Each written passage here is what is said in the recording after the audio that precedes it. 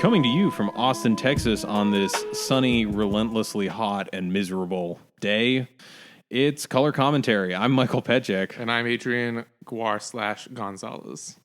So, we went to F&M. How's your weekend been so far? It's been good.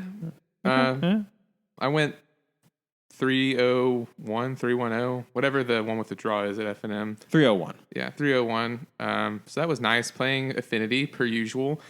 Did a lot of testing of the Thought Picker control deck over the weekend on Moto. It is a lot of fun. Thank you, 13th Fox. I might have to throw that one together. I think I have everything. It's pretty fun. I'm thinking about playing it in paper. It just feels so oppressive when you have ultimate control over your opponent's draws. Like they have 0 cards in hand, you have a counter spell, and you're controlling all their draw steps. Like that's the dream, and I got to live it versus a mono green deck. I imagine, like I played it against Affinity too, and it's a little bit worse because you can like pick their card, but then they can thought cast. Yeah, and sure. It's still maybe drawn to a gas card anyway. Did you go up against any like actual blue control decks? I played against Teachings, which I don't know if I was playing it wrong, but they're like the pure control deck, right? And they're playing like Evankar's Justice, which is really good against all my creatures. Yes. So I'm not really sure. I think I may have actually won that match. I can't really remember. See, I feel like because I've played decks where mill is the win con before, and the teachings matchup is sometimes pretty good as long as you kind of have a feel for what the deck does. Because they're drawing so much anyway. I feel like I won that game with Gurmag Angler. Oh, just bashing in. Yeah. That works as well. I played Turbo Fog in a miscalculated attempt to gauge the meta because the week before this week, we had a lot of really simple aggro decks. And I was thinking, man, Stompy seems great when I have, a bunch of fog effects and I'm just going to slowly grind them out. Turns out this week, everyone showed up with Delver. And then you played against Pig Trinket in the last round. I did. And I goofed up and forgot about the interaction between Fume Spitter and Wickerbow Elder. And when your win con is 4 copies of an enchantment, it's real bad when they can just keep blowing it up for 1 green. So, yeah, that's on me. I did terribly, and that was me trying to make a meta call. But it happens. Especially when you're me and you're playing like dirtily jank decks all the time. I did play against an Esper Tordex deck that I think we'll be covering in a coming episode here because that deck was really sweet. Yeah, it's pretty cool. It's got what, like an Oromancer.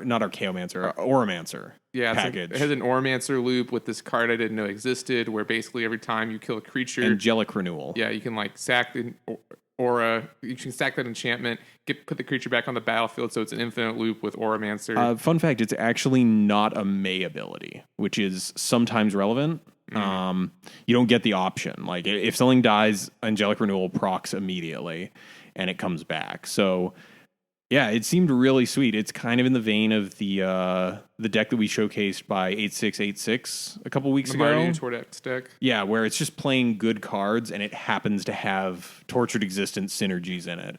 It's playing Wretched Griff, which actually made a big splash at the Pro Tour this week. I know you didn't watch the Pro Tour. I did. It was actually really cool. Like, I don't care for Standard, but like watching that new Emrakul, the one that takes control, it mind slavers your opponent, is like, it's the worst looking feeling. Like seeing someone like realize, oh God, I just have to sit here while they play my hand. And then you do get the other player gets another turn after that. So it's not just, like you can't slaver lock someone with it, but it just looked miserable to play against. And it looked pretty neat. Got won by Lucas Blohan, a Czech Republic player. So, one of my countrymen, my family's from there. But no, Pro Tour was actually really good this time around. One last thing before we move on to our deck tech for the week. Our local game store, Pat's, is having a big tournament. Yes, we are doing a Rags to Riches style pauper brawl. I think it caps at 72 people, I remember hearing them say. Your boys over at Color Commentary are going to be streaming it. On Twitch. We're going to be trying to figure out a good Twitch setup. We're going to be doing some commentary. we'll keep you guys posted on it, but it should be super cool. And we're hoping to see a bunch of neat decks. And if you're in the Austin area, first place is a Tarmogoyf. So, maybe you want to come out and come on out, meet us, meet and greet. I believe it's at the end of August. I want to say it's August 28th. Yes, it is August 28th. And I believe it starts at like 10. Deck registration's at like 9, so you got to be there bright and early. But I mean, if it's Magic tournament, right? If you've been to a GP, I've been to GPs where you got to be there at like 8 a.m. for deck registration. Yeah. So it's don't let that dissuade you. But it's going to be a good time. You can meet us if you haven't already. If nothing else, check out the Twitch stream. We still have to get that all set up. I don't believe Color Commentary actually has a Twitch account yet, so we don't. We're going to be setting it up. We're going to be we doing. We could do YouTube too, but let's do Twitch. I don't know how to stream on YouTube. I know how to stream on Twitch. So let's go with the devil we know. But yeah, that'll be cool. We'll have more details to follow. We'll probably be posting about it on the subreddit and probably on Twitter, and should be a good time. Like, I'm hoping it's not all a certain combo deck, but we do have a pretty big legacy contingent here, so I'm expecting to see stuff like burn in paper, which is kind of a rarity because it's a very expensive deck to put together in paper. Yeah, well, Chain Lightnings have gone down at least, so they're like $4 now. Yeah, for the EMA one, like it. I fully expect to see it in paper, and I've seen it once in paper, I think, and I don't know. It's going to be interesting. I'm really curious as to how the meta is going to shake out. We're looking forward to casting it because it also relieves a lot of the stress of us playing in it. Yeah, right. Because 70 people has got to be like 8 or 9 rounds, and I full well know at the end of that I would be tired as hell. So, casting's probably not going to be much better, but we're also going to hopefully try and get some interviews with players and talk to them about their decks and, showcase some sweet stuff. Yeah, we're not expecting to be like SCG live quality here, but we are going to do our best, and we are hoping to produce some quality content for everyone. Yeah. As always, bear with us. We're not the best at this. We don't have any real audio or video production credits. So, but yeah, let's move into this deck tech. So, I know we kind of talked some crap about Nimble Mongoose, but it actually has shown up in 3 5-0 finishes now. We're talking about blue-green Threshold, and this list is pretty low to the ground. It actually kind of reminds me of the blue-black Angler decks a little bit. It's got a lot of the same sort of spell suite, but in terms of the creature suite, it's much different. It's 4 Delver Secrets. It's 4 Nimble Mongoose and 3 copies of Werebear. And I would like to point out that those 7 spells are the only green spells in the main deck. Yeah. The rest of the deck is blue. I mean, this is very much a blue deck that happens to splash 2 very efficient threshold-based beaters.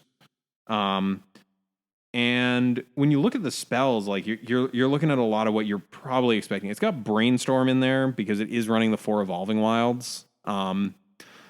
Not, obviously we've discussed Brainstorm before. It's not ideal in Pauper. It's a little better here because of Mental Note and Thought Scour. Yes, they were running 3 Mental Note and 4 Thought Scour. Again, holdover from the blue-black Angler deck, Angler Delver. Also helps you know each one of those is 3 cards, like 2 of those in a row, and then like 1 other spell. You're on Threshold already. Yeah, I feel like it's mostly it's card selection and a Threshold enabler. I think the other cool thing is I've seen actually footage of people fiddling around with this deck. You can use this as a combat trick. Yes. If you're under Threshold and you're less than your 3 cards are less away from Threshold, you can just kind of Thought Scour after blockers are declared and maybe, completely blow them out. Yes, that is a neat little trick. We got 1 main board Dispel, some 4 copies of Ponder because Ponder is just great in any deck where you need to flip a Delver. What else we got in here? We got 4 Rune Snag, which I think is interesting. That's the sort of ancestral knowledge style, accumulated knowledge styled counterspell. Yes, and in this deck, it's great because you are probably milling some of these anyway. Yeah. At least incidentally. So Rune Snag does slot very well into this style of deck. Much better than, say, a Deprive or a Mana Leak would. And I mean, we've also got the 4 just plain old counter spells in there because, again, this is a mostly blue deck. You're going to be hitting double blue on turn 2 fairly frequently. Yeah, so eight counters is pretty good for a deck. Yeah, and also at the end, we've got like an Una's Grace for, your extra lands. Also works as a discard outlet if you need to, get back to Threshold because of a relic or something. And then 2 Gushes. So, again, enough islands in this deck that you don't have to worry about Gush not hitting. There are 9, which I guess is enough. Yeah, I mean, you're only running 2 Gush, and you're drawing a ton of cards anyway. Oh, Yeah. I didn't touch on this. There's 4 copies of Vapor Snag, so, just kind of the tempo answer. Hit your opponent. It's a hell of a card. It's a hell of a card. It can be defensive, You can get your guy out of a bad block situation. I don't know. Seems real good. And then our lands, we got 4 Evolving Wilds to help out with that the brainstorms. And also because there's only 1 forest in the deck, helps you hit that a little bit more regularly. 9 islands, 4 Thornwood Falls, the blue-green gain land from Cons. I might build this deck. I was kind of thinking about it. I'm actually not really that into it, but maybe that's because I don't respect it very much. So and the reason is when I'm playing Affinity, this is a deck that it's like one day my creature will be a 4/4. It's like my creatures are already 4/4s. They just come out as 4/4s. Well, more accurately than that, only one of them becomes a 4/4. One of them's a 3/3. One of them's a 3/3. Now, so I would say this deck probably wins more because it resolves one of these cheaper creatures and then can hold up counter magic the rest of the game. Yep. But I think Nimble Mongoose is a good card. I just don't know how I feel about it in the format still, just because 3/3 is so blockable. Yeah, it's and the Shroud, is a little rough in terms of you'll notice this list doesn't run like a Bone Splitter or something, which usually is great when you pair it with Delver or other cheap evasive threats. But Nimble Mongoose can't get equipped, and Werebear can and Delver can, but sometimes I'm sure this deck has board states where it's like 3 Nimble Mongooses, and that's, their creatures. I also played against this deck on Moto with Affinity, and I beat it by just playing a bunch of 4/4s, waiting the whole game, playing a relic, cracking, and then my opponent conceded when I cracked the relic. Were you playing against the blue-green one or the blue-green-red one that I've seen? It was blue. Oh, it might have been blue-green. I think I remember him having lightning bolts. I think it was actually Teamer. Yeah, I think the Teamer one that I've also seen that one, and it seems very, very rickety because that 3-color mana base is just a little too much for a deck that kind of wants to be the aggro tempo deck. Now, that being said, Pauper, as we've talked about this in the past, Pauper is not Pauper. Magic. Magic is like the deck isn't good until someone is like, look, I've consistently gone 5-0 with this deck. Right? So I'm not saying this deck is still so new that it's really hard to actually I think judge how good or not good it is. I think I just don't respect it enough because I, like most Magic players, am very averse to change. So here's the thing. I'm looking at this and I'm seeing, the only thing I can think of where this is a really bad matchup is potentially Mono Black, which is very weak right now. Something with a lot of removal in it. I feel like this is a miserable matchup against Teachings. Yeah, because they have so many edicts, they just don't care if you have if I were a control deck playing, 4 to 6 copies of an edict, I would not feel bad about edicting any of these creatures. And I think that's actually a big weakness of this deck. There are only 11 creatures in this deck, 31 spells, and no way to recur these creatures. Well, so especially when you compare with something like, let's throw out the option of Delver Fiend, which is another very creature-like deck. They're usually around 12, couple more in the board. But each one of their creatures individually can win the game. Exactly. These unchecked can get in there for all the damage. But I don't know. This definitely feels like one of those decks that's just kind of almost there. I do kind of want to put it together. It looks really fun to play. And I think, with some good matchups and, a little bit of luck during your games, it would work just fine. One thing I do want to touch on that we've never really touched on before outside of a couple instances. Let's do the sideboard first. Oh, yeah. Sorry. We've got the sideboard. My bad, I got sidetracked. 3 Dispels, 3 Piracy Charms, 4 Moments pieces, which I think helps in your aggro matchups a lot. 2 Naturalize, and 3 Stormbound Geist. So, they can go up to 14 creatures. So, do you like Storm? Nah, never mind. I was gonna say, do you like Naturalize over Gleeful Sabotage? But I guess your creatures aren't all the same color, so maybe. I Not as mean, good. I mean, a but decent chunk of them are green, though. I feel like Gleeful Sabotage would be better because Gleeful Sabotage costs 2 anyway, right? Yes. Is it a sorcery by any chance? It might be a sorcery. That might be a reason to not play it. Yeah, I think with this, you just kind of want to go with Naturalize, just the quick, clean one. Yeah. Interesting to note, something I noticed here, there are no Hydroblasts in this sideboard. I wonder if that is a budget concession or if that is an actual design choice. Because all these cards seem good. So here's the thing. Dispel hits a decent amount of Red's big, damage spells. It doesn't hit the creatures, and I don't know. I just don't see this deck being dreadfully weak against the red decks that you're going to face off against. I don't know. Maybe I could see cutting some of the dispels in favor of Pyroblast or Hydroblast if you've got a lot of red in the meta. But I think right now there's just I guess Drake is a thing. I don't know. Someone's 5-0'd with this list 3 times though, which Same means person? I believe it was all the same guy. Very person. impressive. Yeah. So there's something right about this, and it might be a case of this is a tricky deck to pilot, and it could also just be those 5-0s are lucky, all the good matchups right in a row kind of deals. Better lucky than good, as my opponents tell me. And one thing I do want to touch on as we kind of move out of this segment Yes. is the cost of this deck, because we've touched on the budget concerns with relation to Pauper. So this deck right now online is $23.44, and in paper it's $41 even, Which is dirt cheap. If you have a problem paying this much for a Magic deck, and I think we've said it before, Magic may not be the hobby for you. That's 2 drafts. Well, so actually, let me hit you with this as well. Look down the list of this. 3 drafts, maybe. Delver's Secrets, super applicable in the rest of the format. Brainstorm, fairly well played. The Dispels are a super popular sideboard card. Mental Note and Thought Scour can go into the blue-black Angler deck. Also, Ponder's a staple. Vapor Snag's pretty staple. Counterspell's a staple. Una's Grace shows up in grindy blue decks. Most of these cards, even if they are slightly pricier for your budget, most of these have applications in other decks. These aren't narrow cards. Right.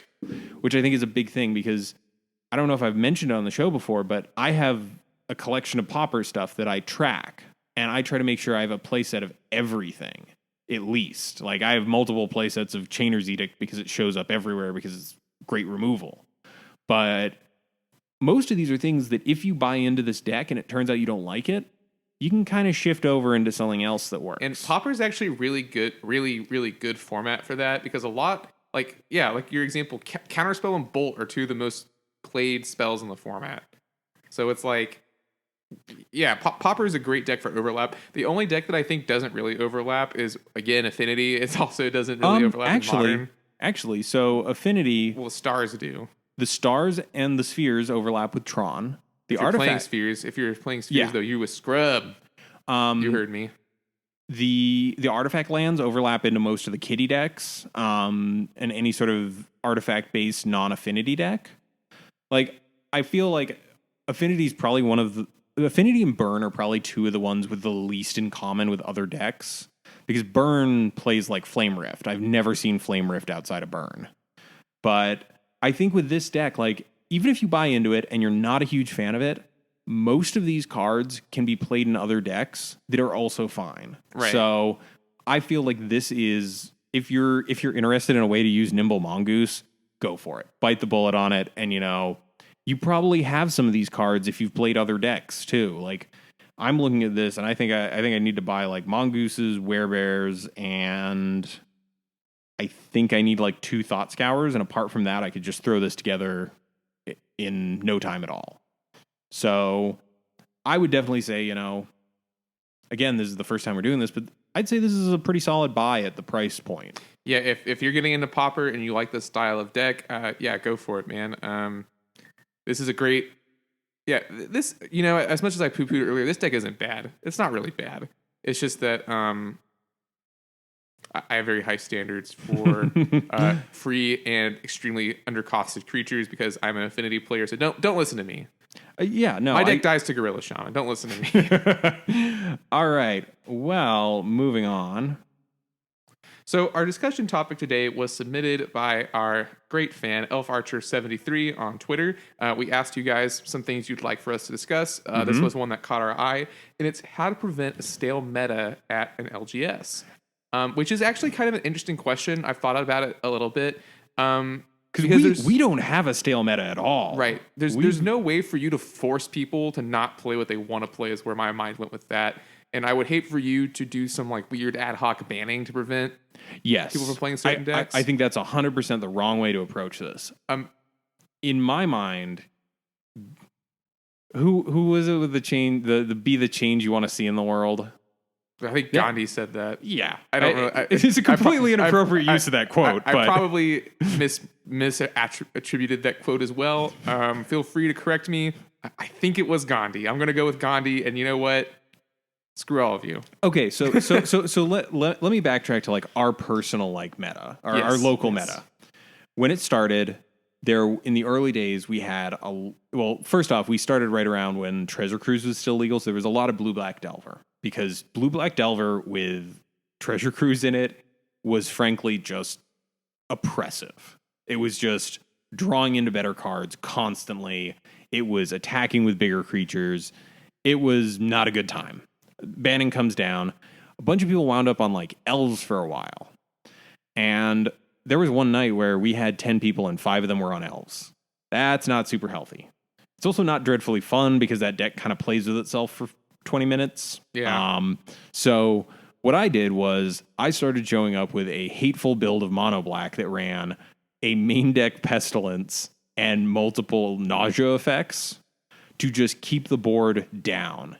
And after a couple of weeks of running that, some people fell off the elves train and meta starts to balance itself out. So I think if you make a good call on like, there is a problem in the meta, but there is a very good answer, and you play that answer, you can shake up the meta enough that people move on. And Pauper is actually a great format for that. Like, if people aren't doing well with the deck, they're just going to move to another deck. Like we just talked about in our deck check, these decks cost maybe $40. Like, it's less of a feel bad when people spend $400 on a deck and then they were like, well, I shelled out for this, I have to play it. Pauper is very much like keep playing till you find what you like. And for some people really like you, really like playing a wide variety of decks from week to week. I don't think you've played a deck back to back since you got off Mono Red Heroic. No, I haven't. But yeah, I think like if there's a stale meta that's all one deck, the easy answer is play the deck that beats that deck. And fortunately in Pauper, there are a lot of ways to do that. You could, if your deck is 8 Drake decks, you could build a deck that just hates Drake. Yeah, and it would be bad anywhere else, but in your meta it'd be awesome. You can start running like a Trinket Mage in a main deck play set of relics. Yeah, or you could run black white, super oppressive. Black white unmake and last breath. Yeah. Like there's a lot of options, but that's only really when you have the stale meta where it's one deck dominating it. Right. What about when people just haven't changed their decks in a while? Okay, and I actually do have a great answer for that. Instead of punishing them for playing the deck they want, you can incentivize them changing decks. We ran a Brewers League, or rather Mike ran a Brewers League. You could do something like that where you're like, for the next couple of weeks, what would you guys think of having these set of restrictions on our decks? Like global restrictions. Like not necessarily a ban, but like your deck must cost less than $10, or your deck can only be one color, or... So there was actually a while where our meta kind of stalled out into control hell and like combo hell back when Familiars was a thing, the original incarnation of it. Mm-hmm. And there was a point where it got to it, and I was like, okay, I'm playing goblins. I'm the fast deck that can get under a lot of these dirtily control and combo decks. But it's not really shifting as quickly as I'd like it to. And I thought for a moment, I was like, hey, I could offer up like a tiny amount of store credit if someone can like 4-0 with a deck that isn't one of the following. Like I thought about actually putting out like a monetary bounty, because it's not saying you can't play these decks. It's just saying, hey, I have literally monetarily incentivized playing something weird. And I think that's fine if you need to artificially change your meta like that for whatever reason. That's totally doable. I just think the last thing you would want to do is be like, okay, we have to ban this card because everyone's playing it. Yeah. Because unless it is forcing the meta into an unhealthy point, bannings are not always good. Right. We're a format where every banned card is very, very justified. Like, nothing on our ban list, people are like, oh, well, it would be okay if we unbanned this. Like, it's all just like, oh, these are clearly busted in this format. Unban cranial plating, hashtag. But I think that when your meta gets stale, the best thing you can do personally, outside of like asking people if they'll play other decks, which isn't guaranteed to work. You don't have autonomy over other people. I guess that's not autonomy, is it? Autonomy is specifically you. You don't have control over other people. Sure. You can't mindslave or lock people in real life. But I feel like one of the best things with a stale meta is just play something new. Just show up with something weird that you think has a decent shot at beating most of the decks in the meta right now. And I think personally with our group, one of the things is the reason our meta hasn't been stale for a while is people get bored of their decks. Like, there's a whole, probably, I want to say a third of the people who show up swap decks every month or so. Yes. Because they're just like, I want to try something new. And that's, that's something that we can't control, but it's good for our meta because it means people show up with weird things like that Simic, our Splice onto Arcane deck. And what's also really interesting about our meta, has anyone showed up with Drake the past 2 weeks? I want to say no. No, because I think people are just tired of it. Yeah, and that's kind of the interesting thing. Like, we had a bunch of Delver. We had like I think the week before last, we had 3 mono blacklists. And it's like, Drake is just objectively the best deck in the format right now. But I think since the format is so cheap and there's so many decks in it, people are going to want to play other things just because they don't want to play the same deck every time. I think I might be the only person who has played the same deck consecutively for months and months and months. Nathan plays Teachings pretty habitually. That's true. But I think that's the thing. Like, as long as, and also I've noticed that there's some people who show up like every other week or once a month, and it's different than on MitGo where, if one person doesn't play for a week, that's a tiny, tiny portion of the meta. At an LGS, one person not showing up for us is like maybe 5% of the meta. Yeah. Like, that's a big change. So, unless you're getting like 70 people at your F&M for Pauper, in which case, please let us know, because I will move wherever it is. And we'll go there. Yeah. But I think the thing is, if everyone's showing up every week with the exact same deck, yes, you're going to have a stale meta. But I think if not everyone shows up every week, or not everyone shows up with the same deck every week, or in our case, a combination of the two where not everyone shows up every week, and when they show up, not everyone plays the same deck that they used to, that just creates like this weird, vibrant and diverse meta. So I think the answer is just play what you want to play and just keep going with it. And, talk with your opponents, like foster a sense of community. Yeah, we have a very good community at Pat's. Very strong. I think I would at least consider myself friendly acquaintances with everyone I play against at Pauper. Yes. Like, every so often there's new players, but like for the most part, I'm a nice, easygoing human being. I'm likable enough, but the better sense of community there is, I feel the more people are going to try and have fun with it. Also, influxes of players can shake up a meta. Like, if you post something in your local Facebook group, like we have one for Austin, if we were kind of lagging on numbers for participation, I don't know. Maybe I make a post referencing Pauper and like throwing an idea out there. Some people see it, they show up. New blood is good, and just try something new. Have a fun time with Pauper. There's so many decks you can run. Like, you can run the black white night sky mimic deck if you want. Like, you can run eggs. Like, the great we've said it before. The great thing about Pauper is the tier 1.5 list is huge.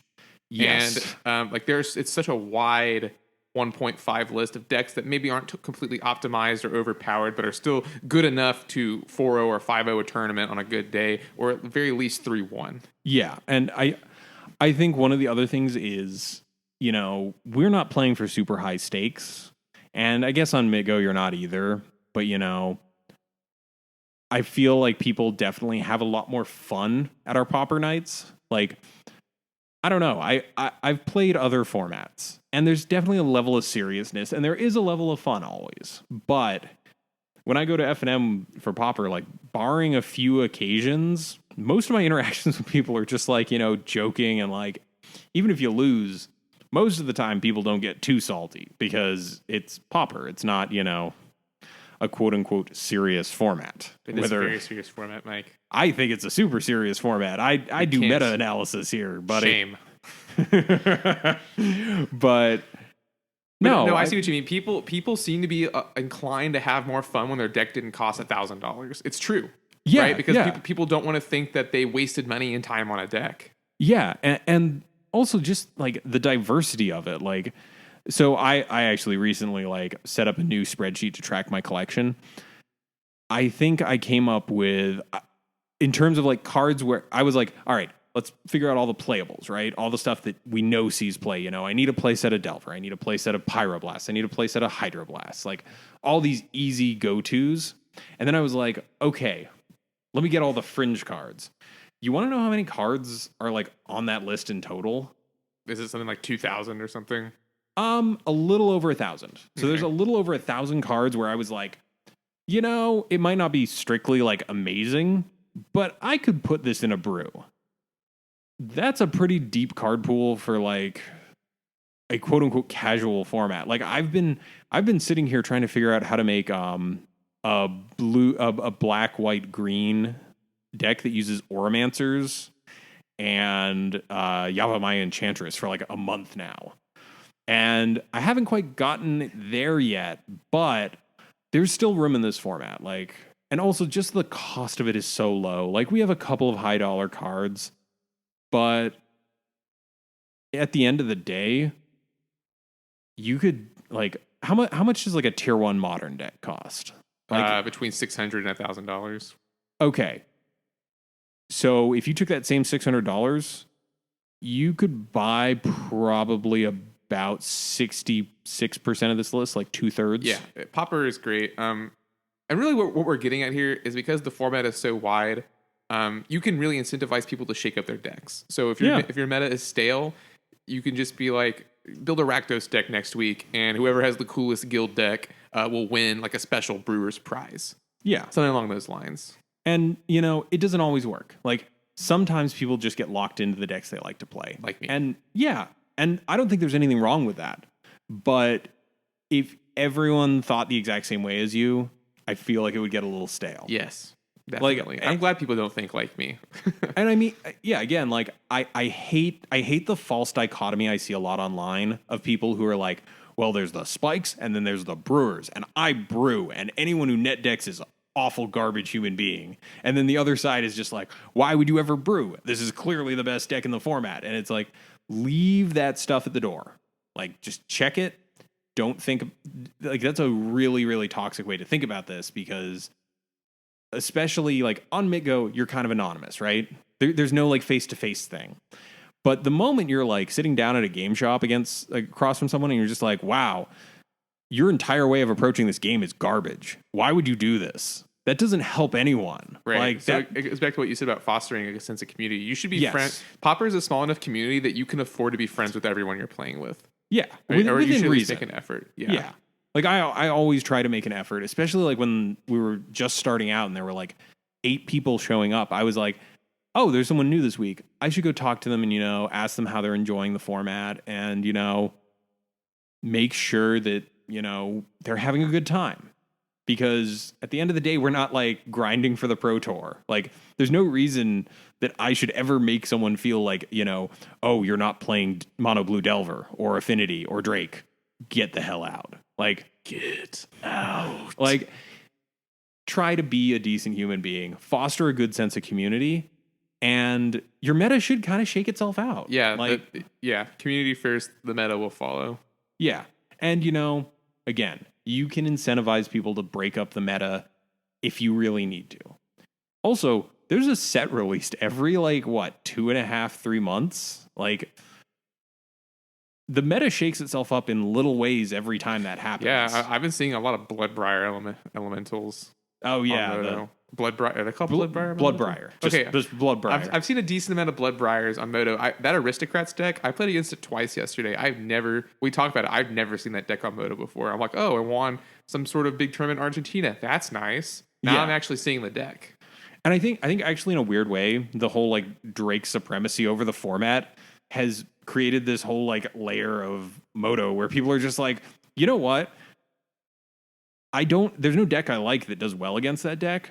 I'm just going to play whatever. Yeah. And that's sort of where I'm at, actually. And I actually have not played in the league since Drake has been a deck.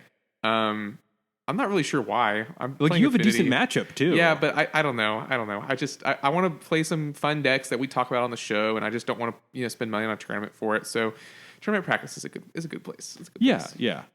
All right.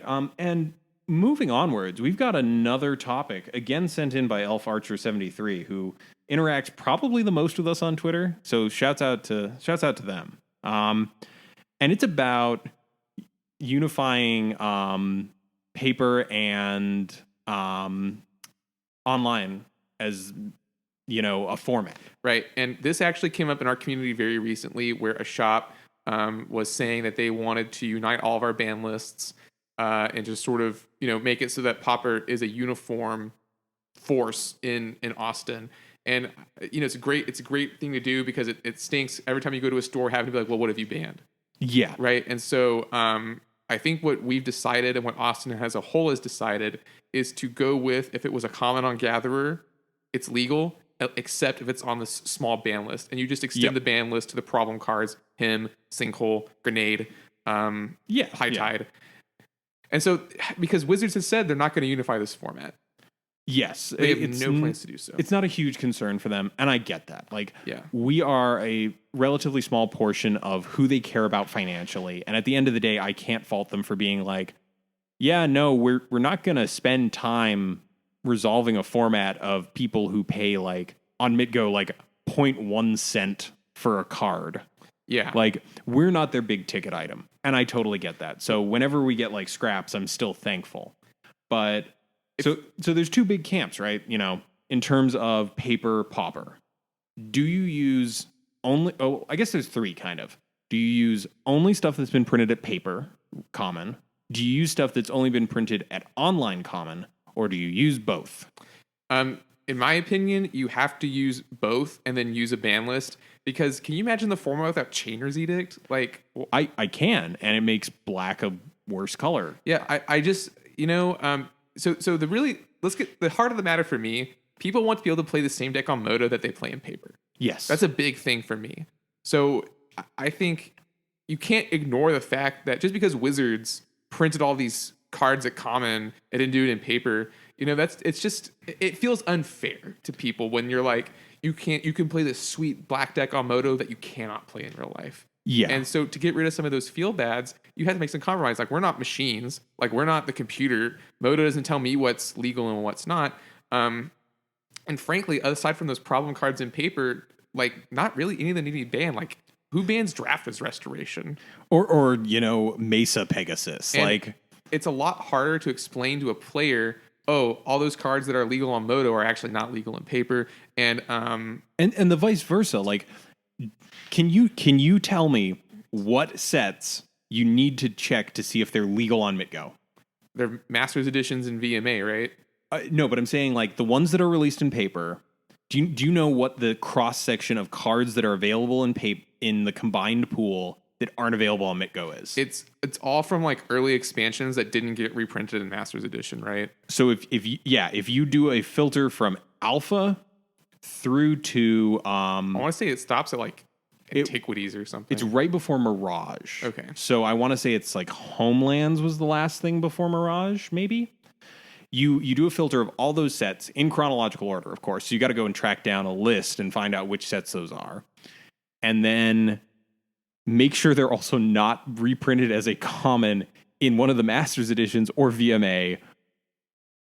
And then, only then, do you realize these are the cards that are the difference in terms of what was printed in paper at common and never showed up online. It's very small. Yeah, it just doesn't make a lot of sense to not try and combine them some way. Someone made an argument that it's like you should have a format separate for paper pauper from moto pauper, and I think that's just totally the wrong approach. The comparison was made between like modern and extended, which doesn't really make a lot of sense because those are two completely formats that Wizards has sanctioned. So like you can't really compare the two. And so I don't know. I just feel like if you're serious about, trying to combine these lists, you'll gather rarity. Here's my thing. There are sites out there where you can search for MitGo Pauper. Deck Repotence is one of them, where there's a filter for legal on MitGo in a Pauper match. And that's great. A majority of newer players, I have a strong feeling, are going to wind up on Gatherer. And the last thing you want is little Timmy showing up with, I don't know, Draftness Restoration. That's like our go-to. Or like little Timmy shows up, doesn't have the extra $2 per copy for Pyroblasts, and picks up Red Elemental Blast. Like, technically it's a worse card, and it's not legal on MitGo, but does it really hurt the format? Like, yes, you can run 8 elemental blasts or 8 blasts across each color. I don't think anyone would do that. That's the thing. Outside of, let's count them down: Merchant Scroll, High Tide, Goblin Grenade, Hymn to Torok, and Sinkhole. Outside of those, what problem cards exist? It's like none, because it's Homelands. Like, there was already a big store, Card Kingdom, who decided, or who sort of codified that these are the problem cards. Anything else, sure, you can play it. It's not really a big deal. And look at Card Kingdom's like results. They're a little bit more eccentric than the MitGo meta. And part of that, I feel, is the fact that much like Austin, they have a very large Eternal community. So you've got people coming in from Legacy who are willing to like try a goofy deck or homebrew something. And because of that, I don't know. I feel like there's nothing in the paper only realm that's actually a big problem outside of those 5. And because of that, every time I see these discussions, it's like, okay, we could, as you're starting your paper play group, you could make sure everyone knows you use Deck Repotence or a similar website that has a Pauper MitGo filter, right? What happens when someone new shows up and they just see, oh, there's a Pauper event. Let me brew up a deck. And they go to Gatherer. They have no idea. And that's like a real big feel bad if someone shows up and they're like, oh, I've got this sweet deck. And someone's just like, oh, yeah, no, you can't play that here. It just creates a lot of these situations where you have to explain these corner cases to people that a particular card is banned because it wasn't actually printed as a common in paper. And it's like, why would you do that? It's already difficult enough. Like, I've had situations where people who aren't familiar with the meta will look at stuff I've got in my deck. And like, for example, I could show up with green tokens playing Scion of the Wild, reprinted as a common in Modern Masters 2015. I could show up with a playset of Scion of the Wild that are rares. It was originally a rare. It's totally legal. And it's super awkward to explain to someone, oh yeah, no, I promise you, this was reprinted as a common. That seems super, super suspect. Like, who's going to believe that? Like, I don't know. I would. Yeah, I mean... But then again, I know. Yeah, I don't know. It's just, there's already this level of frustration in that respect, and making it worse by being like, oh, you can't play this weird niche subsection of cards that aren't actually dreadfully good. Like, I don't know. I feel like, sure, it does allow for a little bit of like weird corner cases where you have to play against a card you never played against. But on the whole, I feel better about like, maybe someone does show up with some weird brew that features some weird card I've never heard of, and we have to deal with it. But up until that point, like, most of those cards are bad. I'm not worried about something from Homelands breaking the format. And so for me, we for a while have had the custom ban list at Pat's, where it's just MitGo ban list, all cards across paper and MitGo that are commons, and we've added Hymn to Torok and High Tide. So we still have Merchant Scroll, Sinkhole, and Goblin Grenade. But because of the unification efforts taking place in Austin, we're thinking about switching over to the other list, right? Yes. I think the Card Kingdom ban list is fine. I lose a little bit of reach with Goblins. I like Goblins. It's a pet deck. I'm willing to admit format's probably a little bit more stable with it on the ban list. Yeah. And I think moving forward, like, I think it would be a great thing if we could get some sort of online community for people who are playing in paper, so we can finally like come to a decision. Like, people from all over the world just sort of unify on this one list where it's like, here's the legality, here's the banned cards. This is how we run Pauper. Because it would be great for me to be able to, you know, say I move out of Austin, say I see, you know, wherever I move after here, there's a thing in the Magic group. It's like, hey, we're hosting a Pauper night. I would love to be able to be like, okay, great. Are we using the paper Pauper ban list? And just have that be a known quantity. Yeah, they would know what you're talking about. Exactly. Like, instead of having to be like, well, are you using the Card Kingdom ban list? Are you using the Card Kingdom rules, card pool? Like, what's going on here? And then like this huge comment chain. It's just frustrating. It would be great if we had a standard, right? Yeah. Honestly, it would be great if Wizards just came out and said what they wanted, because then all the work would be done for us.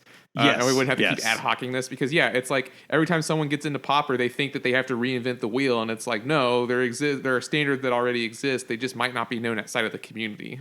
Yeah, I would love for there just to be, like, obviously Wizards saying, here's how paper Pauper works is the easiest, because then there's a document online on the official Wizards site where you can just link people and be like, this is how the format works. That'd be great. I'm not holding out hope for it. No, they said it's not happening. And in fact, you know, in this case, the best thing we can do as a community is try and figure this out. Like, figure out what the healthiest option is and the easiest option that makes this format accessible. It's kind of like the old days, right? Where you had to actually put up a filter for all of your commons on Moto, and you could only play it in like the tournament practice room, because it was not even an officially a format yet. Yeah. Sort of like the Wild West days of that. So, yeah, I just, you know, there's not a whole ton of Pauper playgroups out there. I've seen maps that have been put together, and there's like a handful in each country. There's more in the US because, you know, we're a gigantic country, almost unnecessarily so. And there's not a whole lot of playgroups in the great scheme of things. Like, compared to standard, we are a drop in the bucket. So maybe it's time for us all to try and come together and be like, all right, everyone gets a representative from their like store, and votes are cast. And we just decide for once and for all, how does this work? And then if anyone else doesn't want to, like, if anyone wants to run Pauper in a different way, that's their own business. But at least there's this standard where it's like, these are the immutable, like, standard rules for Pauper. Because you can play Magic however the hell you want. That's what's great about the game. Yeah, like, you can play a cube. You can play Vintage. You can play Standard Pauper. You can play Noble. Noble is a format where you get, I think it's... I gave Mike a look, and now he has to explain. 60 card decks, one rare or mythic, 5 uncommons, the rest commons. I don't like that. But you can do it. Like, that's the thing. There's all these different ways to engage with this game. I just want there to be a nice standard where it's like, I'm going to sit down and I'm going to play some Pauper in real life. I know what to expect. Mm-hmm. So, you know, this is definitely something where the community needs to, like, all be involved, because Wizards isn't going to do it. We need to come up with something on our own. So I think it's a good thing for the format, though. I think it's great. I think it's great that people want to unify a standard, right?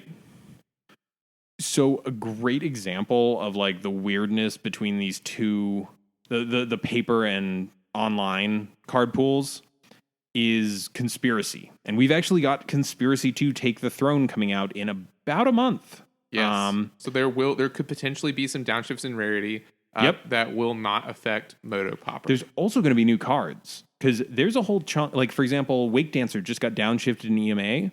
That's been available for people using a unified or paper-only list since the original Conspiracy. That's a year or two.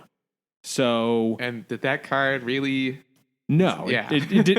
I think it's a fine card. I mean, I'm just saying it didn't exactly make a splash. But here's a better example: Custody Squire. It is a 3/3 flying for 4 and a white, and it's got the will of the council thing where everyone votes. And in this case, it's you pick, I think, a creature, artifact, or land or enchantment in your graveyard, and then everyone else does at the table does the same. In this case, only your opponent. And each card with the most votes or tied for the most votes gets returned to your hand. So it's got a very nebulous, like Gravedigger, Oromancer, Tilling Tree Folk. So you pick a card and they have to pick the same card, basically. They can pick something else. Well, if they want to give you 2 cards, yes. Exactly. They don't. But that's missing from MitGo. Will of the Council works fine on MitGo because Coercive Portal's in there. And we got this weird thing where it was... Conspiracy came out when VMA came out, Vintage Masters. And so they ported some of the cards from Conspiracy into this custom set only on MitGo. Anything they didn't make it there. And we've got a new one coming out, and does this change anything? Like, are they going to do it online this time? Yeah, because I believe you said the reason they didn't is because there were some issues with the actual Conspiracy cards. No, it wasn't the conspiracies themselves. Those can just exist in the command zone, and they're treated, they'd be coded the same way emblems are, because those also exist in the command zone. The issue was the cards like Agent of Acquisitions, which you drafted face up, which A, is already an issue. Like showing the whole table that you drafted something, already a problem. On top of that, it has the ability, during the draft, you can turn this face down and draft the entire booster you are looking at. I imagine that's a coding nightmare. I have heard horror stories of how MitGo codes regular cards. This is an absolute nightmare. They can't program that efficiently. So the question is, does Conspiracy 2 get online? And I mean, they might design this one so that it can go online because people loved Conspiracy. I have drafted personally 2 boxes worth of Conspiracy. It's a fun set. It's a fun set. Yeah, no, it's a super fun, goofy multiplayer experience. This new one looks sweet. It's got new characters. It's got a weird mechanic where someone's the monarch, where someone like just has this basically I like think you mean the monarch. Yeah, we can do the Venture Brothers jokes, but it basically it's basically a King of the Hill kind of deal. Yeah. Where one player is the monarch, and if you deal damage to that player, you become the monarch, and it just kind of makes people target you. I have no idea if it's going on MitGo. I don't think I've seen an announcement one way or the other. But honestly, sets like Conspiracy for me are a bigger gap for Pauper Online than the old sets ever were. So we could have some weird card that comes out that only paper players get access to. So I'm really hoping that, Wizards can make this work online, or at least makes all the cards available online. Yeah, because even if you don't have it as a draft set, you can still offer them as boosters. Yeah, or even, if there's nothing super, super high powered, they could make a standalone product like the Deck Builders Toolkit, which is just like play sets of each of these cards. Assuming they don't reprint anything sweet like they did in Conspiracy, like Swords to Plowshares. Like, that set had a lot of value in it. Also Brago. Like, there were some sweet cards in that set. Yeah, but in terms of the economics of things, because Wizards, quote unquote, does not pay attention to the secondary market. They kind of have to. As soon as they acknowledge it, the issue, from what I'm told, is if they acknowledge the secondary market, it becomes gambling to open booster packs. Gotcha. It's apparently this legal thing where they can't ever acknowledge the secondary market existing, despite the fact that they work with companies like Channel Fireball. So there's this whole weird thing, and they could definitely, release a box set online, which is just like, here's all the new stuff. Even maybe it's just the new cards. Maybe it's not, any of the reprints. It's just, here's this product. It's $30. You buy it online. You get all the new cards. Not, their usual modus operandi by any extent, but it would work. But that's kind of like, I don't know. I can definitely see the case that people make for using only the MitGo commons, but I want a bigger format. Yeah, it's also just it's just harder to explain. That's all. Yeah, it's easier to say you can use all commons except this ban list. Pauper has been, and I hope it always will be, one of the most accessible ways to play Magic the Gathering, regardless of your economic situation. And I've always been a big fan of it for that reason. It means that people who are just starting out can play a real format with a very, very in-depth meta, and they can learn the game for pennies on the dollar. If you're online, what does burn cost now? It's like $10. It's like $10. It's super cheap. It actually doesn't the Mitgo account itself cost 15? Or is it 10? It's like 10. But okay, so actually, one weird thing here, Flame Rift is actually very expensive on Moto, so a lot of burn lists don't run it. But other than that. No, I think, I want this format to be as accessible as possible. And one of the things that helps that is just making it easy. Saying, here's everything, here's a ban list, go at it. On Moto, it's obviously extremely easy because it's all been decided for you. Yeah. But in paper, we got to do a little bit of extra work. That's not to say it's impossible. We just need to get everyone on the same page is mostly what it is.